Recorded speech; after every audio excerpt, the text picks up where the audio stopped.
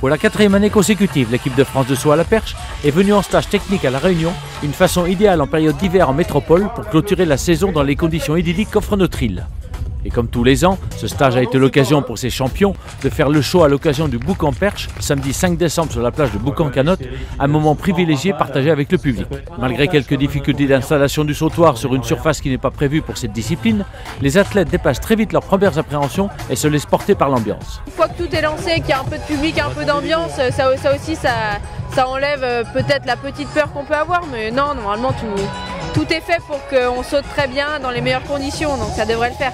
Ça apporte forcément au niveau technique, vu qu'on travaille notre technique bêtement ici, mais après c'est plus le cadre qui est original et qu'on recherche un peu à la perche. Si on peut faire des trucs un petit peu foufou, on est preneur. En tout cas, le champion olympique en titre et recordman du monde avec ses 6,16 m ne boude pas son plaisir et y voit une réelle opportunité de promouvoir sa discipline. Je suis content d'être ici.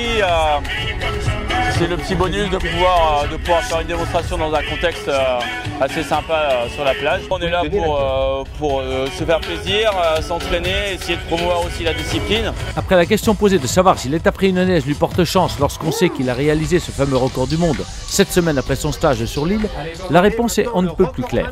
La Réunion est un bon endroit pour s'entraîner, mais c'est pas pour autant que parce que je viens à La Réunion, je vais forcément faire des performances derrière. Donc c'est tout ce que je fais avant, pendant et après la Réunion qui compte.